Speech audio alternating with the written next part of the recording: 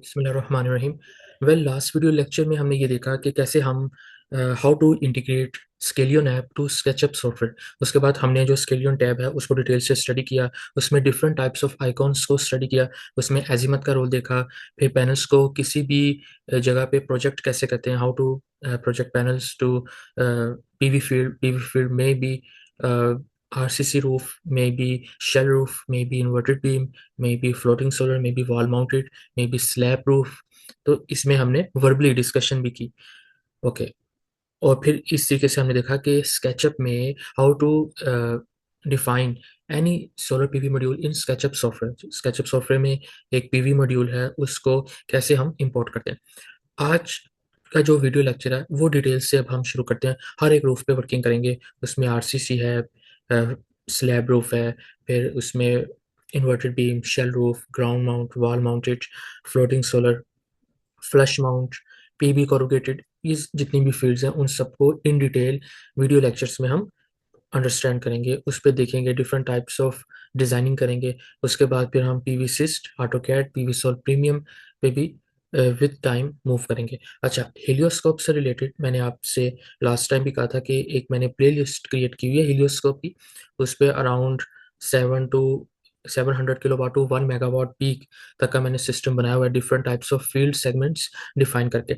सो आज का जो वीडियो लेक्चर है वो हम एक 3D मॉडल बनाएंगे, एक रेजिडेंशियल घर बनाएंगे और उस पे पैनल्स को प्रोजेक्ट करेंगे, देखेंगे सोलर विंडो से क्या मुराद है, मतलब क्या टाइम की शिफ्ट रखनी है, किन डेज में, किन टाइम आवर्स में हम अपनी जो प्रोडक्शन है उसको ऑब्जर्व करते हैं।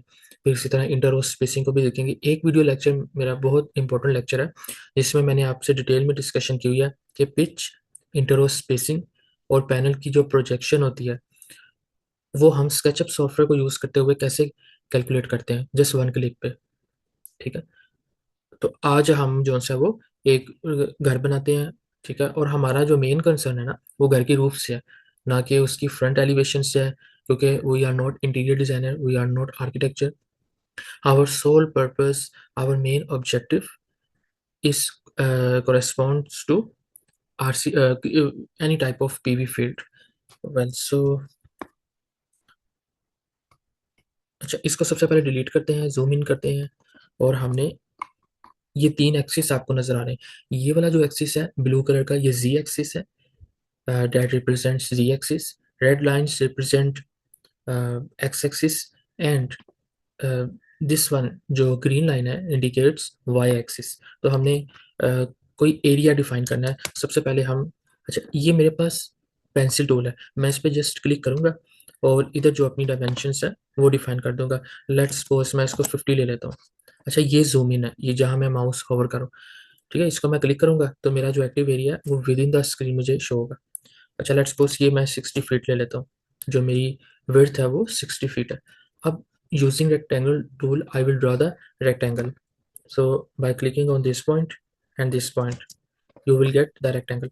अच्छा, इसमें एक चीज़ मैं आपसे डिस्कस करना चाह रहा हूँ। विद टाइम जब हम ऑटोकैड पे डिटेल्ड लेक्चर्स मैं बनाऊंगा और हम उसको स्टडी करेंगे स्पेसिफिकली सोलर फील्ड से और उसकी एक चीज़ को इलेक्ट्रिकली, मैकेनिकली, सिविल के रिस्पेक्ट से देखेंगे, उसमें मैं एक पॉइंट जो कि डिस्कस करूंगा, जो कि अभी इन डिटेल से करूँ, कि जब हम बीओक्यू पे वर्किंग कर रहे होते हैं या कॉस्टिंग कर रहे होते हैं तो हमें इन्वर्टर उनका ना एरिया चाहिए होता है कि ये कितने बाय कितने का है, इसकी लेंथ बाय विड्थ कितनी है, मीन्स के एरिया कितना है, या वो either in square feet, either in square m square. ठीक है, नॉर्मली हम स्क्वायर फीट में देख रहे होते हैं।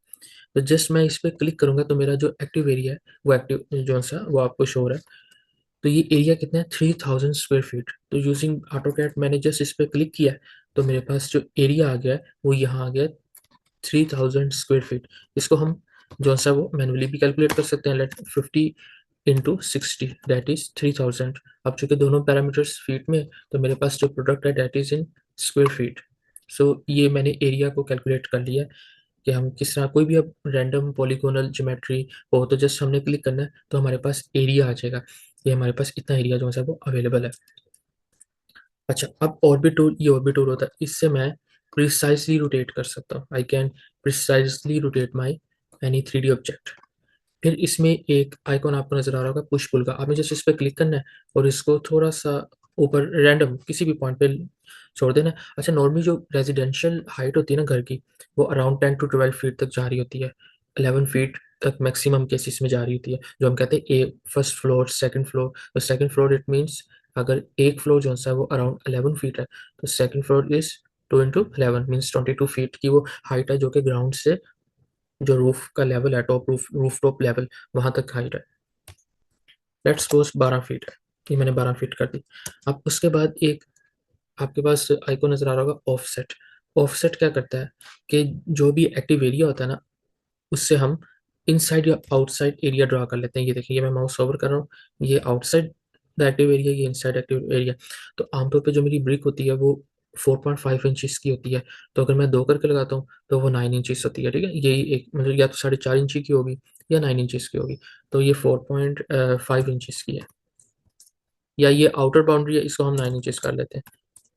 ये चीज़ हम जब साइट पे जाते हैं तो ये चीज़ इसको अब मतलब जाके इतना एक्सपीरियंस हो जाता है कि हमें भी बेसिक जो सिविल कंस्ट्रेंट्स है, पैरामीटर्स है, वो हमें अंडरस्टैंड हो जाते हैं। ये पैराफिट है, इसकी विड्थ इतनी है, इसकी हाइट इतनी।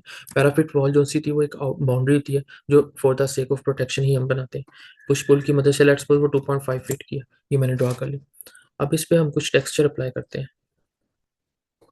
ये देखें, ये बकेट टूल है, इस पे मैंने क्लिक किया तो आपने देखा ये इस पे वॉल पे टेक्सचर आ गया। अच्छा, इसके टेक्सचर की जो साइजिंग है उसको भी हम एडजस्ट कर सकते हैं। लाइक मैं एडिट पे जाता हूँ, एडिट पे जाके मैं कर देता हूँ 10 फीट। तो ये देखें, इसका ब्लॉक की जो लेंथ और विड्थ है दोनों की सेम होगी, इसकी एस्पेक्ट रेशियो सेम है। अच्छा, अब लेट्स सपोज मैं करता हूँ 5 फीट। तो ये आपको जो एक चेन दिख रही है ना, ये इसकी एस्पेक्ट रेशियो को रिप्रेजेंट कर, मतलब अगर मैं इधर 6 फीट लिखता हूँ तो इधर 6 फीट हो जाएगा। ठीक, और यहाँ से ये H for hue, S for saturation, B for bright. तो मैंने थोड़ा सा जो सा वो सेचुरेशन को बढ़ा दिया। वेल, थोड़ा सा कम कर लेते हैं, उसकी टोन डिफाइन कर लेते हैं। अच्छा, यहाँ से ओपेसिटी। ओपेसिटी मतलब कि 100% ओपेसिटी मीन्स 0% ट्रांसपेरेंसी। अगर एक चीज़ 100% transparent, it means we can see on the other side of that object. तो अगर मैं इसको 50 करता हूँ ना, तो आप देख रहे हैं कि मेरे पास जो दूसरा ऑब्जेक्ट है वो नज़र आ रहा है। और अगर मैं बिल्कुल जीरो कर देता हूँ तो ये बिल्कुल हाइड ही हो जाएगी। ये देखें, ये वॉल है, ये देखें, ये क्लिक करने पे सिलेक्ट हो रही है। तो इसको हम 100 कर देते हैं, इसकी फुल ओपेसिटी पे रखते हैं जो कि 0% ट्रांसपेरेंसी है। अब हम बी एंटर किया और आर्ट पे इसको कलर को पिक कर लिया, और ऑर्बिट टूल की मदद से सिंपली इस पे कलर जो है वो प्रोजेक्ट करते जाएंगे। इसका आइसोमेट्रिक व्यू के लिए इस पे हम क्लिक करेंगे, ये मेरा आइसोमेट्रिक व्यू भी आ गया। अच्छा, इसके ऊपर अब जो पैनल हम लगाते हैं ना, वो कंक्रीट टेक्सचर जो आरसीसी का नॉर्मली होता है, इस पे क्लिक कर दिया। इसको थोड़ा सा मॉडिफाई कर लेते हैं, मतलब इस टेक्सचर को थोड़ा ना स्केल्ड कर लेते हैं। उसके लिए हमें सिंपल, इसको मैं 20 फीट ले लेता हूँ।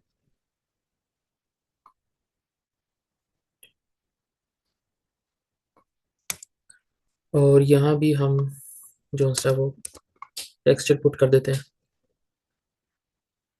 सो हमारी जो रूफ है वो तैयार है। हमारा मेन कंसर्न जो सा वो रूफ से है, ना कि बाकी जो सी है ना बॉडी उससे है। तो रूफ हमारी रेडी। अब इस पे हमें सोलर पैनल लगाना है। तो इस ये जो साइड आपको नजर आ रही है, ये साउथ साइड है। ठीक है, ये जो साइड है ये साउथ साइड नजर आ रही है आपको। तो मैं सिंपल इस पे क्लिक करूंगा, इसको एक्टिव करूंगा, और यहाँ पे जो पैनल का आपको सिंबल दिख रहा है, इस पे क्लिक करूंगा। और ये चीज़ें मैंने इन डिटेल से स्टडी ऑलरेडी की हुई है। रिलेटिव टिल्ट मेरा 15 डिग्रीज है। डेटाबेस में यूज़र पीवी डेटाबेस जो मैंने डिफाइन किया है मी एज अ यूज़र, और ये पैनल मैंने चूज़ कर लिया। लेट्स सपोज ये कैनेडियन सोलर है, टॉपकॉन टेक्नोलॉजी है, बाईफिशियल मॉड्यूल है और हाई एफिशिएंट है। ठीक है, और एजी मतलब एल्बिडो गेन, मतलब ये बाईफिशियल है। इसकी जो दूसरी बैक साइड है वो भी जो लाइट है उसको कैप्चर करेगी। ये देखें, ये इस पे डायमेंशंस आ गई फीट और इंचेस में। अब लेट्स सपोज मैं इसको एमएम में देखना चाह रहा हूँ डायमेंशंस को। मैं सिंपल इधर से यूनिट्स पे जाऊंगा, decimal, mm square, cubic metre, यहाँ से प्रिसिजन लेट्स सपोज मैं 1 प्रिसिजन कर देता हूँ। अब ये देखें, जब मैं दोबारा इस पर क्लिक करता हूँ ना, तो मेरा एमएम में यूनिट्स मुझे नजर आएंगे। यहाँ से मैंने ये 580, 555, 555 to 580 वॉट पीक की ज्योमेट्री सेम होती है। 2278 mm उसकी लेंथ होती है, विड्थ उसकी 1134 होती है, और जो थिकनेस है वो 30 mm तक होती है, और वॉटेज उसकी 580 है, यानी कि 555 से 580 वॉट तक है, डिपेंड कि आपको कौन सा मॉड्यूल अवेलेबल है। ज्योमेट्री वाइज उसकी ज्योमेट्री यही है। और वेट में अराउंड 32.3 kg उसका वेट है। ये जब अगले वीडियो लेक्चर में हम देखेंगे कि कैसे हम रूफ टॉप पे लोड को कैलकुलेट करते हैं, कि आया कि जो रूफ है वो इस काबिल है भी कि लोड को सस्टेन कर सके। ठीक है, तो उसमें हम जो पैनल का वेट होगा ना, वो ये लिख देंगे। ये देखिए आपके पास ये भी क्लियरली शोर है, ये लेंथ है, ये विड्थ है, ये थिकनेस है। इसमें आपको ये ग्राफिकली आप देख रहे हैं, तो लेंथ जो सी है वो 2278 mm है, width is 1134 mm, thickness is 30 mm, and weight is 32.3 kgs। अच्छा, मैक्सिमम में हम कर देते हैं 10। मैक्सिमम वैसे ये अनचेक भी कर दूं तो वो पूरी रूफ पे भी आ जाएंगे, लेकिन मैंने जरा प्रिसाइजली देखना है इंटर स्पेसिंग कितनी है। अदरवाइज आप इस पे अनचेक भी कर दोगे, वो सारी रूफ पे वो पैनल लगा देगा सोलर विंडो को देख के। 17 mm मेरी जो मिड क्लैंप है, 17 mm उसकी स्पेस है मिड क्लैंप की। इसी तरह हॉरिजॉन्टल 1 इंच की स्पेसिंग है। अब space between panels, let's suppose मेरे पास दो L2 के फिक्स फ्रेम पड़े हुए हैं, तो उन दो L2 के फिक्स फ्रेम में मैंने 1 इंच की जोन सी है ना, वो स्पेसिंग रखी हुई है दो। अब मेरे पास लेट्स सपोज L3 के दो फ्रेम है, L4 के दो फ्रेम है, मे बी GI और एल्यूमिनियम के, उसमें जो मैंने स्पेसिंग रखी है वो 1 इंच की रखी है, 1 इंचिस और 25.4 mm। तो ये मुझे हॉरिजॉन्टल में चाहिए। अच्छा, स्टैक कंपोनेंट मैंने इस चीज़ को डिटेल से स्टडी किया हुआ है स्केलियन में। स्टैक कंपोनेंट मेरे पास अगर लेट्स सपोज L2 का फ्रेम है, तो वो दो मेरे पास स्टैक कंपोनेंट्स हैं, जो पैनल्स इन लैंडस्केप ओरिएंटेशन। अगर मेरे पास L3 का फ्रेम है, तो मेरे पास तीन स्टैक कंपोनेंट्स हैं, और हर स्टैक कंपोनेंट में जो स्पेस है वो 17 mm है, जो कि एक मिड क्लैंप की स्पेस है। ठीक है, सॉरी, ये इसको हम दोबारा कर देते हैं। दरअसल मैंने इधर जो स्टैक कंपोनेंट है वो डिफाइन नहीं किया था। ये देखेंगे 10 मॉड्यूल्स, उसी तरह ये सारी चीज।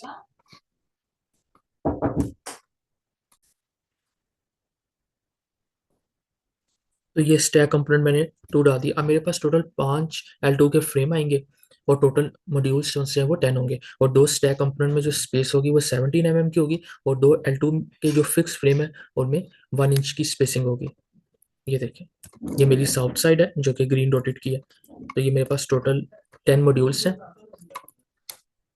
और मेरे पास पांच जो है ना वो फ्रेम है। ये देखिए, ये मेरे पास कितनी दो L2 फ्रेम में आ रही है, 1 इंच, डेट इज 25.4 mm, और जो स्टैक स्पेस है between two stack components, that is 17 mm।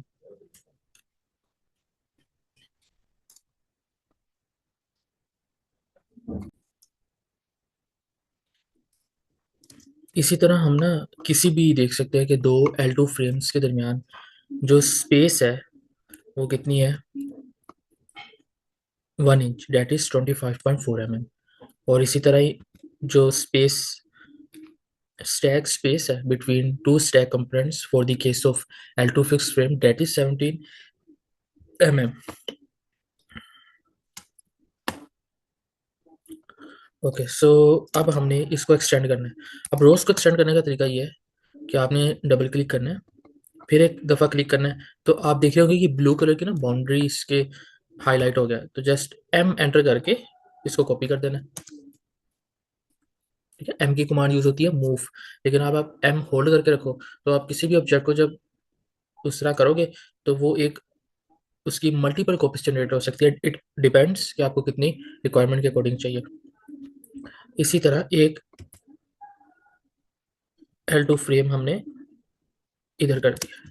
अच्छा, अब हम देख लेते हैं स्पेसिंग कितनी है। आया कि वॉक थ्रू है, इससे इजीली एक पर्सन पास कर सकता है। वो पैनल्स की क्लीनिंग करनी हो या ऑपरेशन एंड मेंटेनेंस जो सा उसके रिस्पेक्ट से हमने देखना होता है। तो ये तकरीबन लेंथ इसकी आती है around 866.2 mm। 866.2 divided by 304.8, that is 2.8, मतलब अराउंड 3 फीट। एक पर्सन इजीली इससे पास कर सकता है और लास्ट रो तक मूव कर सकता है। अब इसकी मैंने मल्टीपल कॉपीज जनरेट करनी है, इसको मैं सिंपल क्लिक करूंगा। अच्छा, राइट क्लिक करके ना एक दफ़ा इसको सबको पेरेंट्स को सेलेक्ट करके ना राइट क्लिक करके मैं एक्सप्लोर कर दूंगा। उसके बाद फिर मैं ग्रुप कर लूंगा। अब उसका फायदा क्या होगा, मैंने इस ग्रुप ऑब्जेक्ट पे क्लिक किया, एक दफा क्लिक किया, और ये मैं कंट्रोल करूंगा ना, इसमें सारे जितने भी है ना कंपोनेंट्स वो बता दी जाएंगे 14, वैसे आएंगे 7 बस। फिर वो हम मल्टीप्लाई करेंगे इस तरह डायरेक्ट, हम जो सा वो देख सकते हैं जस्ट वन क्लिक पे। अदरवाइज फिर वो, अगर मेरे पास दो L2 के फ्रेम है तो वो शो होंगे, अगर L2 का फ्रेम है तो 7, अगर L3 के फ्रेम है और ओड नंबर है तो फिर उस हिसाब से। तो हम क्या करते हैं कि उसको एक ही ग्रुप बना लेते हैं पैनल्स को ना, स्टैक कंपोनेंट से निकाल के। अब देखिए इसकी मैं इंटरवल स्पेसिंग डिफाइन करने जा रहा हूँ, वो चीज़ आपने समझनी। अच्छा, एक चीज़ आप देख रहे हैं इसमें जो यूटीसी है ना टाइम जोन, वो -7 है, जो कि +5 होनी चाहिए। मतलब पाकिस्तान में +5 होनी चाहिए, जो भाई मेरे इंडिया से देख रहे हैं वो 5:30 होनी चाहिए। इसी तरह जो भी मतलब एशियन, बांग्लादेश या जो भी कंट्री से देख रहे हैं फॉरेन से, वो उस पर्टिकुलर जो टाइम जोन ना जो कि अगेंस्ट लैटिट्यूड और लॉन्गिट्यूड के अगेंस्ट आती है, वो इधर पुट करेंगे। ठीक है, मैं चले करके दिखा देता हूँ। इसमें लेट्स सपोज गूगल मैप्स पे हम जाते हैं और किसी भी पॉइंट को क्लिक कर लेते हैं, कोई भी रैंडम लोकेशन पकड़ लेता हूँ। अच्छा, इस पे मैंने राइट क्लिक किया, इधर लोकेशन में जाके ऐड लोकेशन, और मैंने इसमें जस्ट कॉपी पेस्ट किया। ठीक है, इसको थोड़ा जूम इन कर लेंगे। लेट्स सपोज मैंने इधर एरिया रखना है। ये जस्ट मैं आपको बता रहा हूँ कि टाइम जोन हमें UTC 5 चाहिए। ये इसका बिंग में है, ये डिजिटल ग्लोब में। देखिए इधर फौरन +5 अपडेट हो जाएगा। सॉरी, एक सेकंड, इसको मैंने सिलेक्ट किया हुआ था।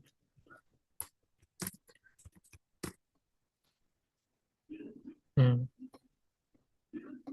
अब इधर किसी भी पॉइंट पे हमने जस्ट टाइम जोन लेके आनी है। आप वन हाउस की एग्जैक्ट लोकेशन भी लेके आ सकते हैं। मेनली हमें वो प्लस मतलब जो कंट्री रीजन में यूनिवर्सल टाइम कोऑर्डिनेट है हमारा स्पेसिफिकली, उससे मतलब है। अब ये देखिए ये आ गई UTC 5। तो अब देखें, मैं इसको लेयर्स में जाके टाइम इसका अनचेक कर देता हूँ, मैं अनसीन कर देता हूँ, क्योंकि मुझे जो सा UTC से मतलब है, बिटेरियन व्यू से मतलब नहीं है। अब देखिए, और दिसंबर 22 9 से 3 बजे के टाइम तक हमने इसको ऑब्जर्व करने के शेड्यूल आ रखे हैं 12/22। ये फर्स्ट जो डिजिट है वो आपको नजर आ रहा होगा कि ये मंथ का है, सेकंड वन इज डेट। ये कैलेंडर पे भी क्लिक करेंगे ना, ये देखें दिसंबर 22। और इसको हम 9 से 3 बजे तक हमारी जो होती है ना, वो सोलर विंडो होती है। आप 4 बजे तक भी ऑब्जर्व कर सकते हैं, आप 8 से 4 भी कर सकते हैं। it डिपेंड्स कि आपकी क्लाइंट से क्या कमिटमेंट हुई है।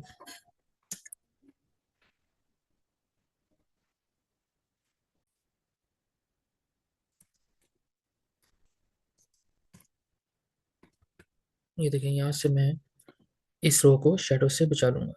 ठीक है। अच्छा, इसको हम ना 1 क्यूबिक फीट, मतलब इधर हम वेज एंकर करेंगे। RCC रूफ है, इधर हम रावल बोल्ट भी कर सकते हैं, लेकिन हम वेज एंकर पे जाएंगे ताकि रूफ की पंक्शनिंग ना हो, सीपिंग के जो चांसेस है वो खत्म हो जाएंगे। ठीक है, तो इसको मैं 1 क्यूबिक फीट मीन्स के 1 feet length, 1 feet width and 1 feet height.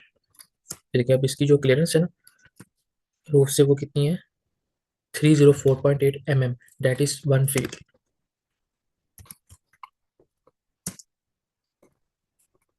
आप इसमें भी देख सकते हैं कि कोई शेडो नहीं आ रहा।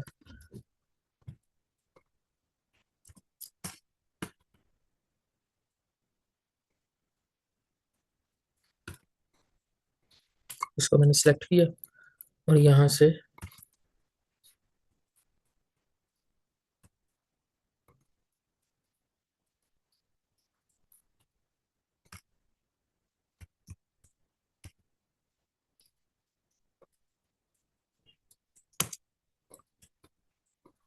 अब देखिए, ये दिसंबर 22 9 बजे के टाइम पे है, या फिर 3 बजे के टाइम पे मतलब नवंबर दिसंबर में एंड ऑफ द डे में आएगा। तो इतना हम थोड़ा बहुत शेडो कंप्रोमाइज कर सकते हैं इस बेस पे कि हम अपनी पूरी एक पैनल्स की जो रोज है वो ऐड कर सकते हैं।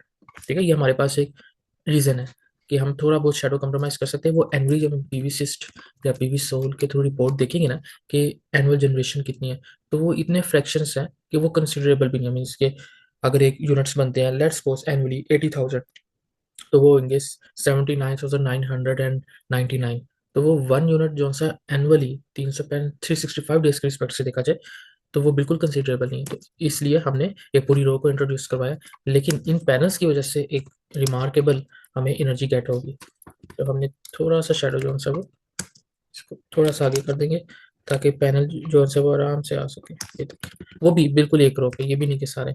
ठीक, तो इसको थोड़ा सा और आगे कर देते। अब ये देखें, ये जो इसका बैक कॉलम होगा ना, बैक लेग, बैक कॉलम, वो इस पॉइंट से ही नीचे आ जाएगा। ठीक है, उसके ऊपर तकरीबन 600 तक का ओवरहैंग होता है। ओवरहैंग मतलब कि कॉलम से थोड़ा सा दूर है, मतलब नीचे कोई स्पॉट नहीं है पैनल के, तो वो ओके है। तो इजीली इधर ये रो भी आ जाएगी। And so that is all for today.